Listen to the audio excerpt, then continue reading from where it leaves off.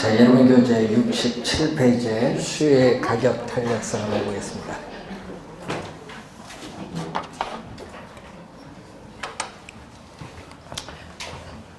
자, 첫 번째 보시면은 수요의 가격 탄력성.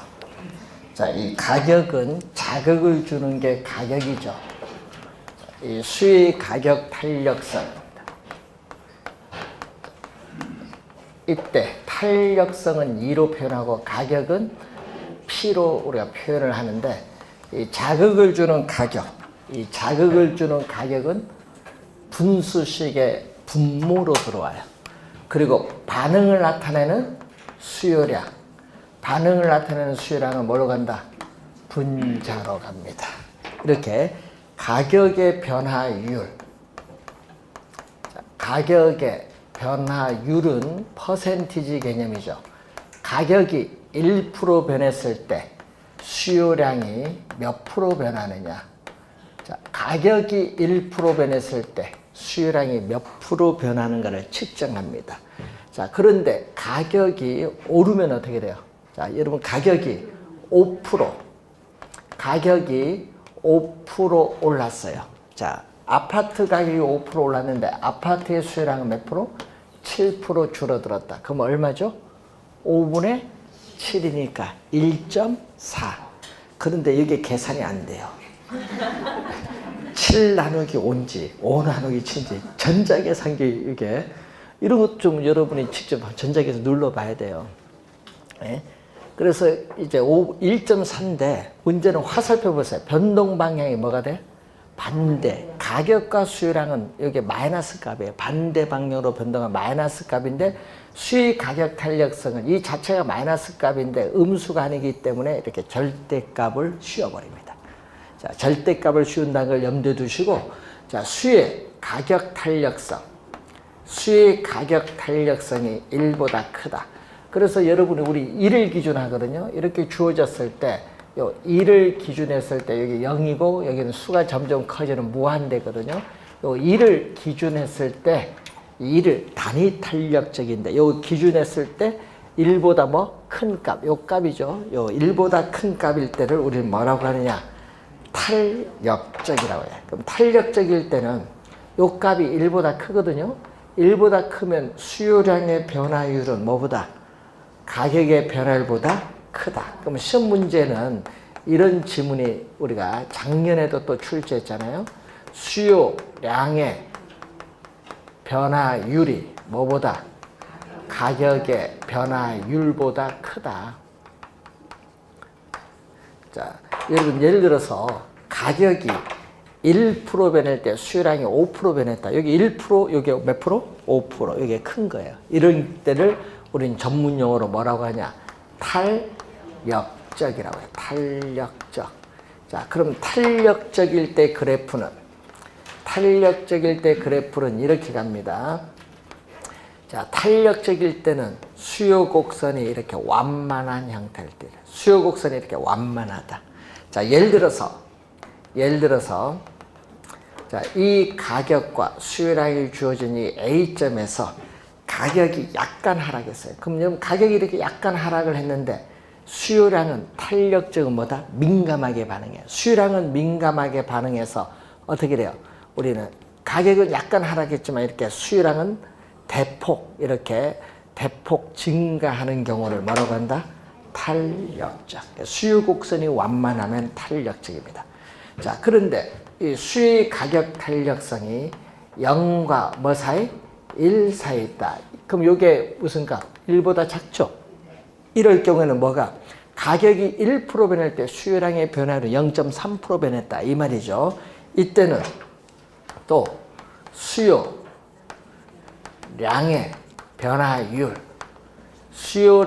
변화율과 가격의 변화율을 보면은 어디가? 이때는 이게 크죠. 시험 문제 보면요, 요게 나오든지 요게 나오든지, 말은 요게 나오잖아요. 우리 탄력, 비탄력일 때를 내지. 이럴 경우를 우리는 비탄력적이라고 해요. 비탄력적은 가격 변화에 대해서 수요량은 민감하게 반응하지 않는다. 그러면 그래프는 우리 탄력적과 다릅니다. 어떻게 돼? 기울기가 이렇게 급해요. 기울기가 급하면 비탄력적. 자, 또 여기에 A점에서 가격과 수요량이 주어졌는데 가격이 대폭 하락을 하더라도 민감하게 반응하지 않으니까 수요량 증감폭이 이렇게 미미하죠. 미미한 경우를 비탄력적이라고 합니다. 자, 이 경우인데 이때 수의 가격 탄력성이 제로다. 자, 제로일 경우에는 앞에 비탄력적 앞에 뭐를 붙이냐 그러면 완전자를 붙입니다. 완전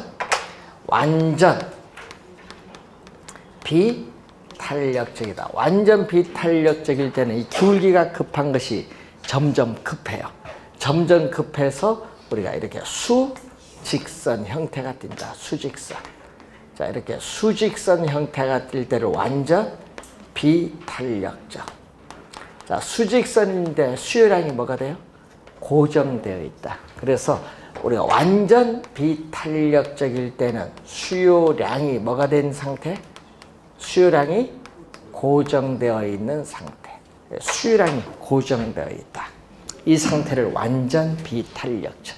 그럼 요게 지금 요게 비탄력적이고 제로일 때는 뭐다? 완전 비탄력적. 그럼 무한대일 때는 뭐다? 탄력적. 우리는 요 무한대가 수가 점점 커지는 상태를 얘기해요. 수가 점점 커지는 상태를 말하는데 이때를 또 우리는 완전 우리는 탄력적이라고 해요. 자, 그럼 이 완만한 것이 계속 뭐가 돼? 완만하죠. 그래서 수요 곡선은 이렇게 수평선이 돼요. 수평선. 자, 수평선이라는 건 뭐죠? 가격의 변화, 가격이 약간 미세한 변화에도 수요라는 뭘로 무한대로 변화하는 경우를 뭐라고 한다? 완전 탄력적이다. 자, 그 완전 탄력적이 나오면 뭐다? 수평선. 완전 비탄력적 나오면 뭐? 수직선.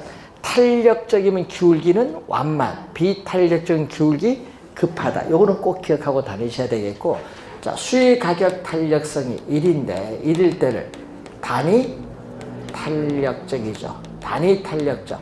그래서 요 1을 기준으로 이렇게 우리가 나눌 때 단위 탄력적일 때는 그래프가 이렇게 나오죠. 자, 그래프가 원점에 대해서, 자, 여러분 요 원점에 대해서 이 원점에 대해서 대칭인 직각쌍곡선이다. 자, 원점에 대해서 대칭인 직각쌍곡선이 바로 단위 탄력적. 그럼 직각쌍곡선의 형태는 가격에 뭐를 곱하면? 수요량을 곱하면 일정한 상수가 나오죠. 직각쌍곡선의 수식의 형태가 됩니다. 직각쌍곡선이 뭐가 돼? 단위 탄력적이다. 그래프 우리가 내용을 보는데 67페이지에서 우리 68페이지에 우리 내용을 설명을 했습니다. 자, 그럼 68페이지에 보시면은 수의 가격 탄력성과 총수입인데 여러분 임대업자 입장에서 뭐다? 총수입이고 임차인 입장에서 보는 뭐죠? 총지출액이에요. 총지출액인데 이것은 가격에 뭐를 곱한다? 수요량을 곱하죠. 그러면 가격과 수요량 둘 다 영향을 줘요. 임대업자의 총수입에는 가격도 영향을 주고 수요량도 영향을 주는 건데 그럼 수의 가격 탄력성과 총수입은 어떤 관계느냐? 자, 탄력적이죠. 수의 가격 탄력성이 탄력적일 때 어떤 관계느냐? 이걸 보는 거죠. 또 비탄력적일 때는 또 어떤 관계느냐 보는 내용입니다. 자, 우선은 가격이 하락을 하면 어떻게 돼요? 자, 여러분이 이 가격과 요 수요량 곱한 이 면적이 지금 빗금친 면적이 총수입이에요. 총수입인데 가격이 약간 하락했는데 수요량은 대폭 늘었어요. 그러면 이 가격과 요 수요량을 곱한 어느 면적? 요 파란 부분에 요거죠. 이 파란 부분에 이 사각형 면적이 뭐가 돼? 총수입이야. 이것은 흰 면적보다 파란 부분의 면적이 훨씬 더 크죠. 총수입은 증가를 해요. 그런데 만약에 가격이 오르면 어떻게 돼요? 오르면은 수요량은 대폭 줄어들기 때문에 총 수입은 뭐죠? 감소한다. 자, 20회 시험에 우리가 출제를 또 했었죠. 자, 밑에 비탄력적은 28회 시험에 출제를 했는데 이렇게 출제했죠. 이번은 가격이 하락을 합니다. 자, 원래 이 가격과 수요량 곱한 이 면적이 총 수입이에요. 총 수입인데 가격이 하락하면 수요량은 약간 증가했죠. 그럼 이 가격과 수요량 요 곱한 요 면적, 또 이 파란 부분의 면적이 총 수입인데 이것은 신면적보다 뭐하다? 작아요. 그래서 총 수입은 감소합니다. 근데 가격이 또 대폭 올라도 수요량 감소폭은 미미하기 때문에 총 수입은 뭐다? 증가한다 라는 내용이죠. 그래서 요 내용이 여러분 거기에 표로 우리가 나와 있습니다. 자, 여기에 보면은 단위 탄력적일 때는 어떻게 돼요? 단위 탄력적일 때는 이 가격과 수요량 곱한 이 면적이 뭐가 되죠? 총 수입이에요. 총 수입인데 가격이 하락을 하면 어떻게 돼요? 가격이 약간 하락을 했더니 수요량은 뭐였다? 이렇게 증가를 했어요. 그러면 이 가격과 수요량 곱한 어느 면적?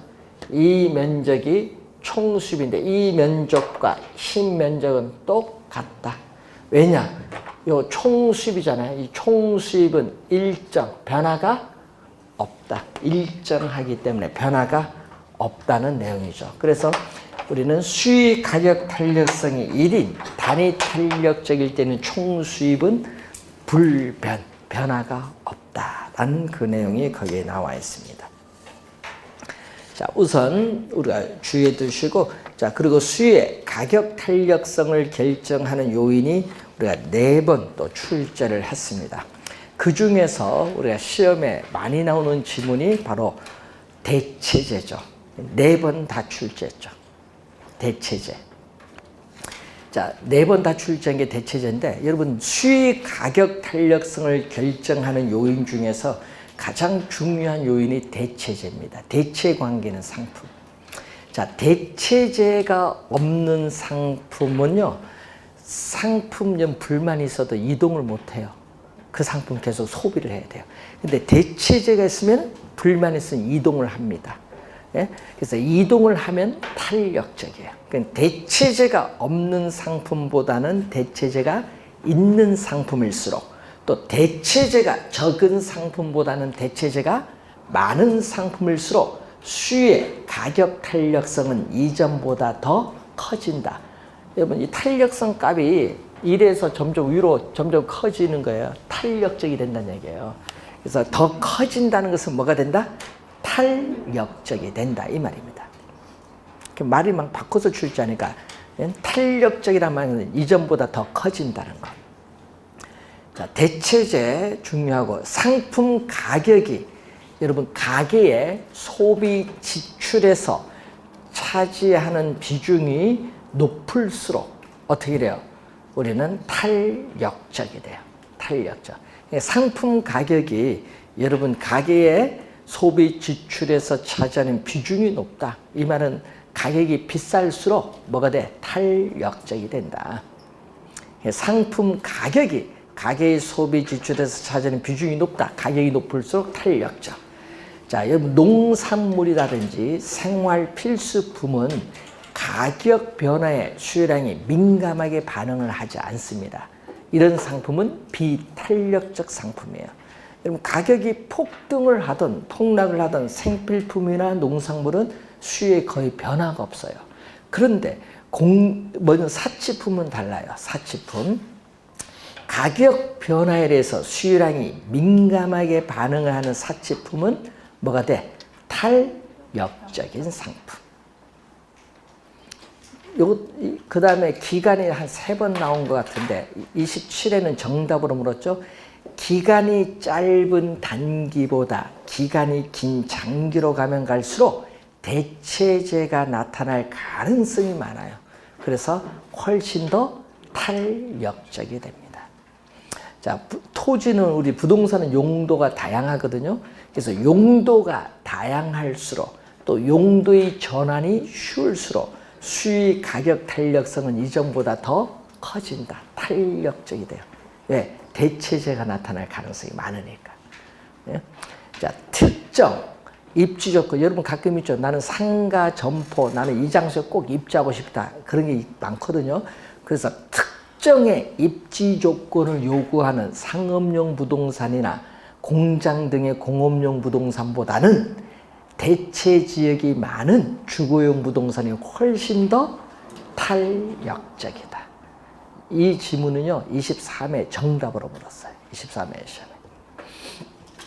여러 가지 내용들인데, 수의 가격 탄력성 결정 요인, 한번 보시면 되겠고, 자, 그리고 여러분 교재에 69페이지로 오시면은 수의 소득 탄력성.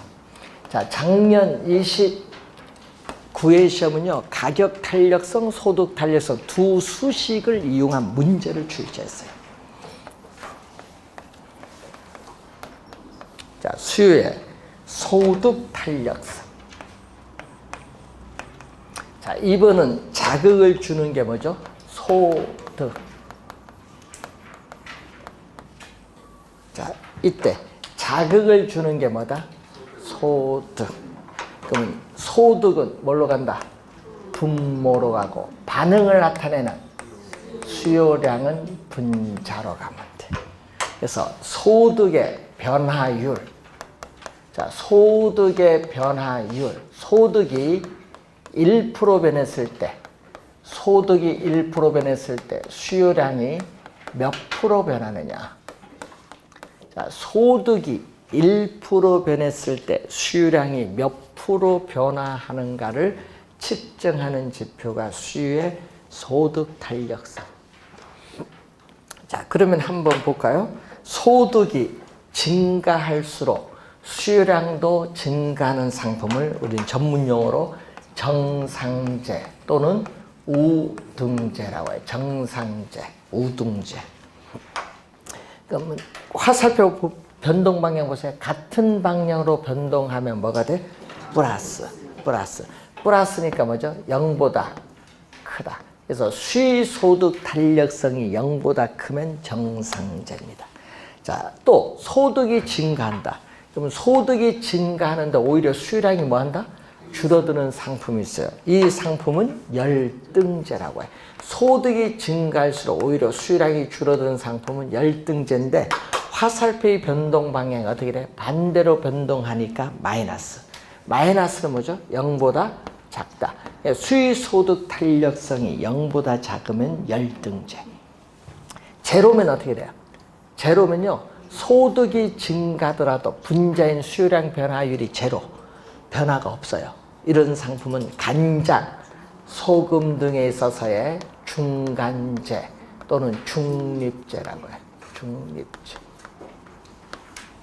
그래서 여러분이 수요의 소득 탄력성이 문제 나오면요, 여러분은 빨리 정상제와 열등제를 떠올리면 돼. 되겠죠? 수요의 소득 탄력성이 문제 나오면은 정상제, 열등제를 떠올리시면 돼요. 그래서 작년에는요, 이 두 수식을 이용한 계산 문제를 출제를 또 했습니다. 자, 그리고 수의 교차 탄력성, 이것도 작년에 또 계산 문제 또 출제했어요. 그러니까 여러분 계산 문제가 두 문제에 걸쳐서 나오고, 또 아까 여기서 이론이 또 나오고 많이 나옵니다.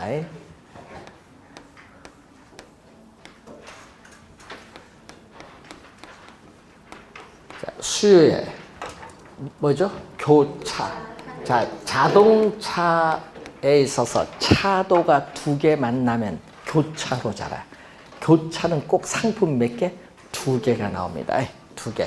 교차 탄력성이 우리 나오는데, 시험 문제에 보기에 상품이 하여튼 문제 두 개 나오면요, 아이고 빨리 여러분 요거 구하는 거다. 교차 탄력성. 작년에는 보니까 뭐 아파트 다세대 주택 요거 출제한 것 같은데, 하여튼 상품이 두 개가 나와요. 자, 예를 들어서 Y 상품, 이렇게 X 상품, 이렇게 상품이 몇 개? 두 개가 나오면은 교차 탄력성. 분모는 자극을 주는 가격은 분모, 반응을 나타내는 수요량은 뭐가 된다? 분자. 자, Y 상품의 가격의 변화율에 대해서 X 상품에 있어서의 수요량에 있어서의 변화율을 교차 탄력성입니다. 교차 탄력성.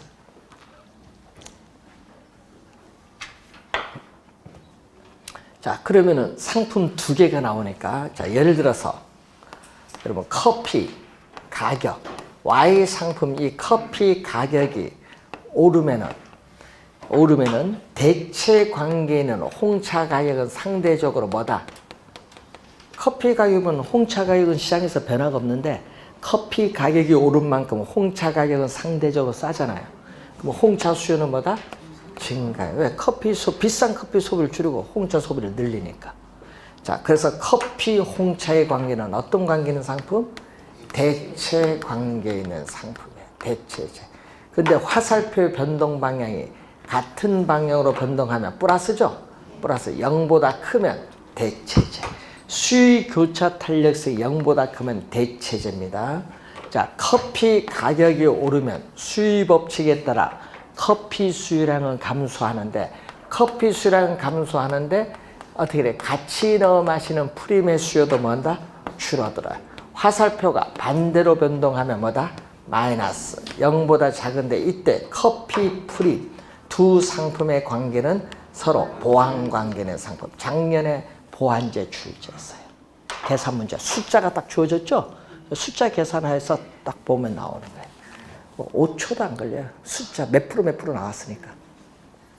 근데 문제는 그게 교차 탄력성 구하는 건지 뭔지 몰랐어요. 상품 두 개가 나오면 교차 탄력성. 웃을 일이 아닌데요. 작년에 숫자만 들어가면 되는데.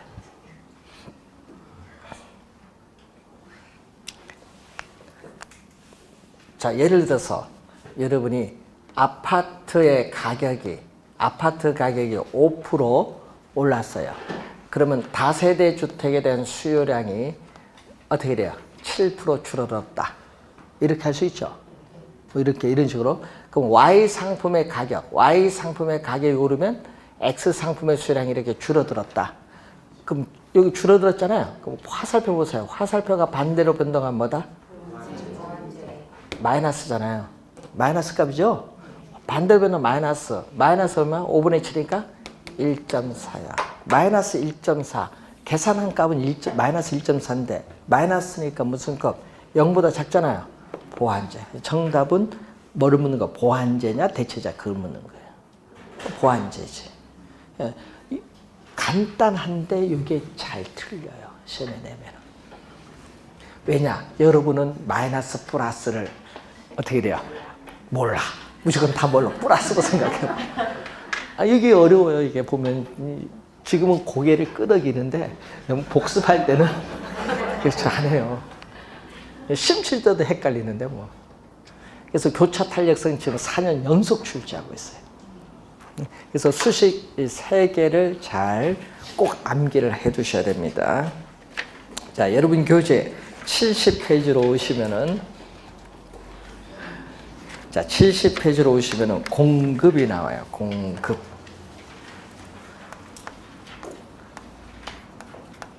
자, 공급에 있어서의 우리가 가격 탄력성.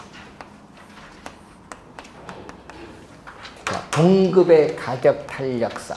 줄여서 공급의 탄력성인데 또 자극을 주는 가격은 또 분모로 가면 분모로 가고 반응을 나타내는 공급량은 분자로 가면 되겠어요. 자, 이 가격의 변화율, 가격이 1% 변했을 때 공급량은 또 몇 프로 변화하는가. 그런데 문제는 가격이 오르면 공급량도 뭐예요? 증가하죠. 이 값 자체가 플러스니까 절대값을 씌울 필요는 없습니다. 그냥 플러스 값이에요. 자, 공급의 가격 탄력성이 1보다 크다. 자, 여러분, 이 값이 1보다 커요. 자, 1보다 크면 또 공급량의 변화율, 가격이 1% 변할 때 공급량이 예를 들어서 5% 변했다 이런 얘기인데 이 공급량의 변화율이 뭐보다 가격의 변화율보다 크다. 예. 작년에 요게 출제했잖아요. 이런 말로 이게 크다. 이런 경우를 우리는 뭐라고 하죠? 탄력적. 자, 여러분 수요를 알면 공급은 쉬운데 탄력적은 그래프가 공급 곡선이죠. 공급 곡선의 그래프가 어떻게 돼요? 완만하다. 여러분 수요처럼 똑같아. 완만하면 뭐다? 탄력적. 자, 또 우리는 공급의 가격 탄력성이 0과 1 사이에 있다. 그럴 때는 또 공급량의 변화율, 공급량의 변화율과 이 가격의 변화율을 보게 되면은 어리가 여기 가격이 1%일 때 뭐 0.3%다. 이게 더 크죠.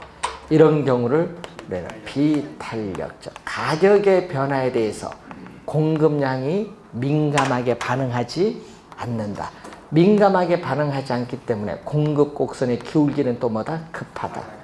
공급 곡선의 기울기를 이렇게 급하면 수요와 마찬가지예요. 급하면 비탄력적. 자, 수요의 가격 탄력성이 제로다. 맞아. 공급의 가격 탄력성이 제로일 때는 또 완전 비탄력적. 그럼 시험 문제가 여러분 이렇게 나오거든요. 토지 공급의 가격 탄력성이 0인 경우 이렇게 나오면 빨리 여러분 요거는 뭐다? 완전 비탄력적이다. 이렇게 생각해야 돼요. 예? 그럼 그래프를 그리면 어떻게 돼? 그래서 그래야 답이 나오니까 그때는 빨리 그래프를 그려줘. 무슨 형태? 수직선이다. 이 수직선의 형태다. 수직선. 이 수직선의 형태가 됩니다. 이때는 공급량이 어떻게 돼요? 이렇게 고정이 되어 있다. 그래서 완전 비탄력적일 때는 공급량이 고정되어 있기 때문에 수직선이다. 자, 공급의 가격 탄력성이 또 뭐죠? 무한대일 경우에는 또 완전 탄력적이죠. 완전 탄력적은 또 수요와 마찬가지로 어떤 형태? 수평선. 이렇게 수평선의 형태.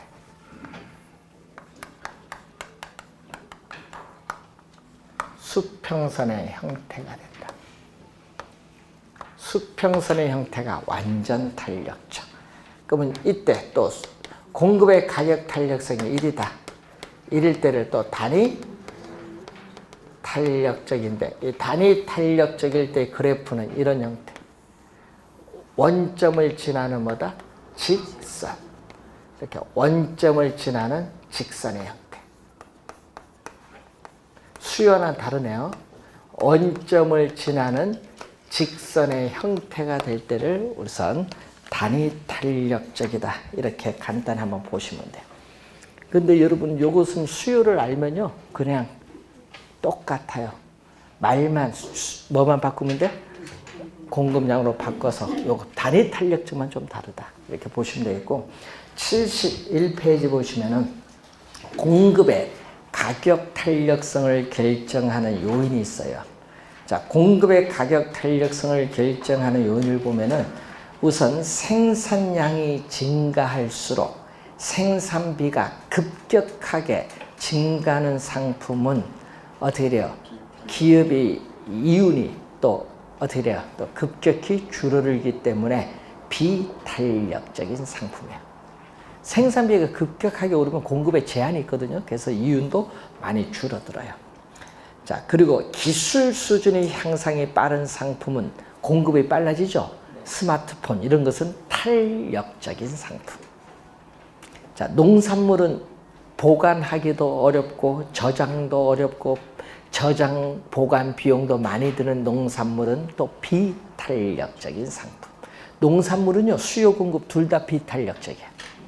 자, 그리고 또 기간이 짧은 단기보다 장기로 가면 갈수록 공급량이 많아져요. 공급량이 많아지니까 탄력적인 상품. 또 생산에 소요되는 기간이 길어질수록 공급이 늦어지죠. 공급이 늦어지면 비탄력적. 아까 기술 수준의 향상이 빠른 상품은 공급이 빨라지잖아요. 이런 것은 탄력적이야. 하여튼 생산에 소요되는 기간이 길어질수록 공급이 늦어지기 때문에 비탄력적인 상품. 자, 그런 내용을 한번 확인해 보시면 되겠고, 자, 여러분 71페이지 밑에 균형 가격의 결정이 나오죠. 자, 균형 가격의 결정인데 이제 수요, 공급을 다 봤죠. 그러면 가격이 나오고 이제 수요, 공급이 다 나오면은 이제 수요량과 공급량을 줄여서 뭐라고 한다? 거래량이라고 해요.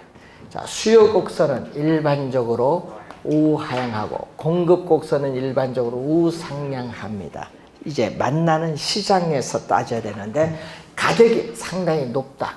P0 시장에서 지금 가격이 상당히 높으면요, 소비자 입장에서는 비싸니까 상품을 수요 곡선과 만나는 점에서 상품은 어떻게 돼요?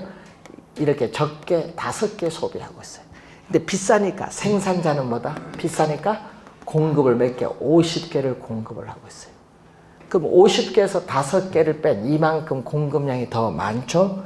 공급량이 더 많은 이 상태를 전문용어로 초과 공급 상태에 있다. 초과 공급 상태에 있다. 초과 공급량 또는 줄여서 초과 공급인데, 이때는 P0 가격 수준에서 수요량은 몇 개? 5개. 그런데 공급량은 50개. 그러니까 어디가 더 많아요? 수요량보다 공급량이 더 많아요. 이런 상태. 수요량보다 공급량이 더 많은 상태가 우리는 초과 공급인데, 이때는 재고거든요. 초과 공급 이만큼 재고가 발생하니까 재고를 없애야 될 거 아니에요. 그러니까 누가? 우리는 공급자 간의 경쟁이 벌어져. 공급자 간의 경쟁에 의해서 우리는 가격은 하락을 해. 그래서 초과 공급 상태일 때는 이렇게 가격은 하락을 한다. 자, 그런데 우리가 가격이 상당히 낮은 수준에 있다. P1에 있을 때는 가격이 싸니까 수익성이 떨어지죠. 그래서 생산자는 몇 개?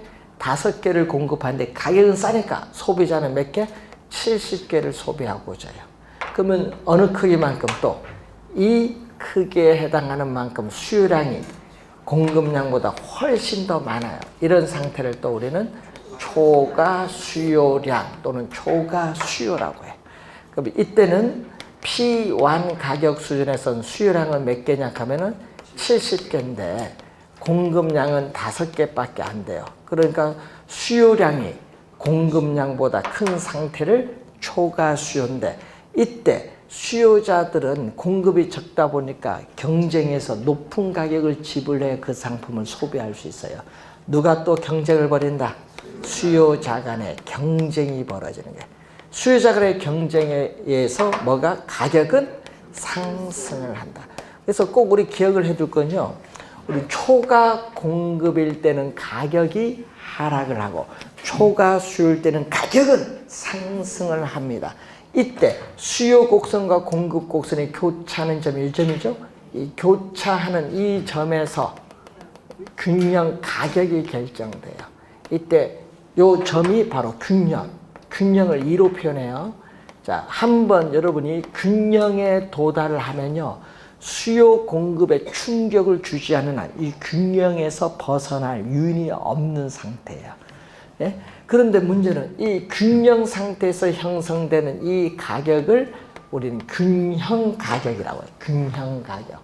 또는 시장에서의 초과 공급과 초과 수요를 없애준다. 청산, 없애주는 가격이라는 의미에서 또 시장 가격이라고도 해요. 시장 가격.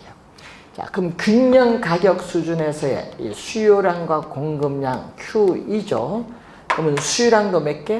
30개. 공급량도 몇 개? 30개다. 이 균형 가격 수준에서 수요량과 공급량을 또 전문용어로 우리는 균형 거래량 또는 균형 수급량이라고 하는데, 균형 거래량에서는 수요량 몇 개? 수요량 30개. 공급량도 몇 개? 30개. 수요량과 공급량이 서로 뭐다? 같다. 그래서 여러분 계산 문제를 풀 때는요, 요걸 이용을 해야 돼. 이 수식을 이용해서 계산 문제를 풀어야 돼요. 계산 문제. 자, 예를 들어서, 자, 우선은 예를 들어서 우리는 P 리꼬르는 900 Q 우리가 D다.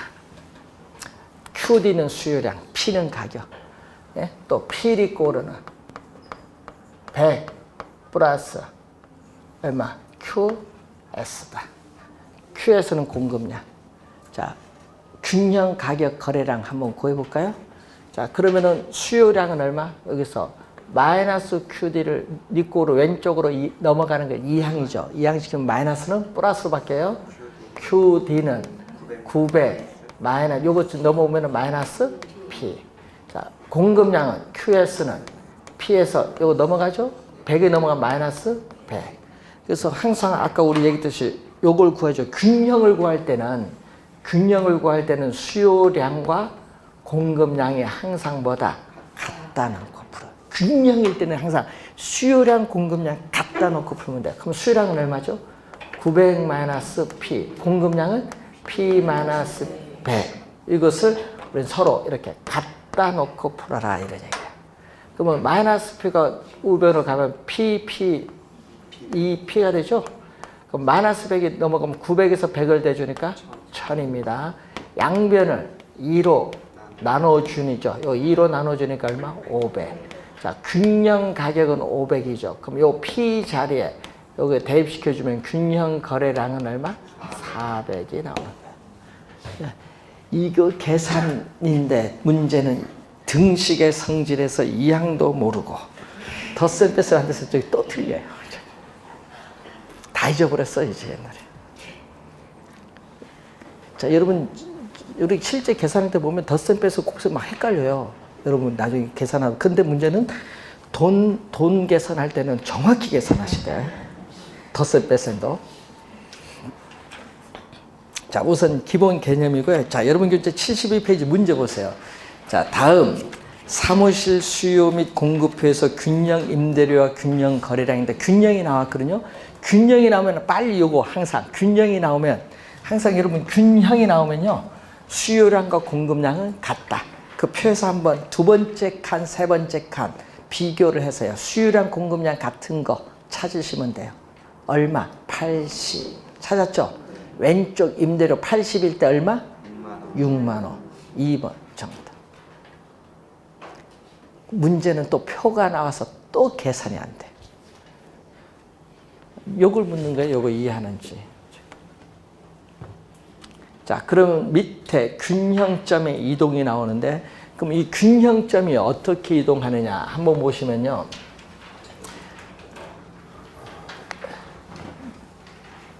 자, 지금 수요 곡선은 일반적으로 우하향하고 공급 곡선은 일반적으로 뭐다? 우상향한다. 자, 이렇게 주어진 상태에서 지금 하나만 거기 보니까 이 공급은 변화가 없어요. 공급은 불변, 변화가 없고 수요만 변하는 경우.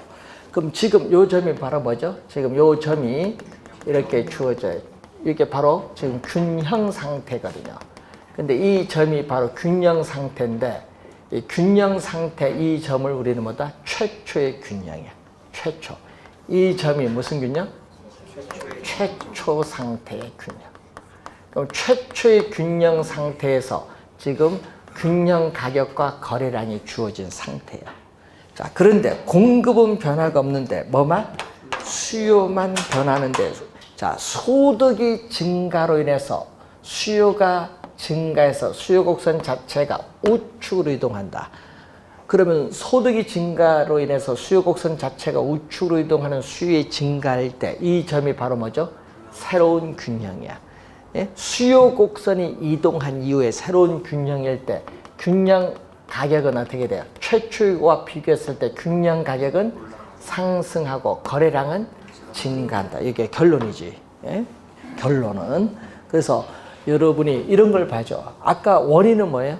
아까 원인은 소득의 증가가 원인. 결론은 균형 가격 상승, 거래량 증가. 시험 문제는 또 원인 결과를 물을 수도 있어요. 자, 그러면 2번은 어떻게 돼요? 인구가 감소해서 또 뭐다? 수요가 감소해서 수요 곡선 자체가 왼쪽으로 이동했어요. 그럼 이 점에서 수요 곡선이 이동한 이 새로운 균형 상태에서 최초와 비교할 때 균형 가격은 하락하고 거래량은 뭐다? 감소해. 자, 그럼 이 점은 뭐죠? 이 점은 새로운 균형이야. 그러면 최초의 균형과 새로운 균형을 뭐 해줘야 돼, 여러분은? 비교를 해야 돼, 비교. 그러니까 최초의 균형과 새로운 균형을 비교했을 때 지금 뭐를 따는 거야, 결론? 결론은 뭐를 따지는 거? 균형 가격과 균형 거래량. 균형 가격과 균형 거래량이 얼마만큼 우리 변화하고 있느냐 묻는 거예요. 이걸 묻는 것을 시험 문제에 최초의 균형, 새로운 균형 비교해서 균형 가격과 균형 거래량이 얼마나 변화하냐 이걸 묻는 문제를 또 매년 출제하는 거예요. 출제 또 원래 또 합니다. 그러니까 곡선이 이동을 했을 때 최초의 균형과 새로운 균형을 비교하는 이런 문제를 또 출제를 합니다. 자, 그러면 이런 경우 있죠. 2번은 자, 또 수요 곡선, 공급 곡선이 주어졌을 때 이게 바로 또 최초의 뭐다? 균형이에요. 최초의 균형. 자, 또 최초의 균형이 주어졌는데 이번은 수요는 변화가 없는데 공급만 변하는 경우.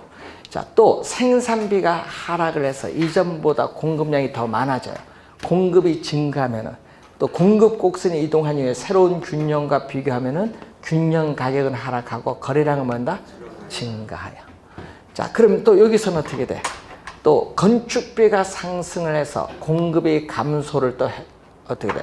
건축비가 상승해서 공급이 감소하면 어떻게 돼요? 자, 수요와 공급이 주어졌는데 공급이 감소하면 공급 곡선이 왼쪽으로 이동을 하겠죠. 그럼 새로운 균형점에서 균형 가격은 상승하고 거래량은 뭔가 감소를 하죠.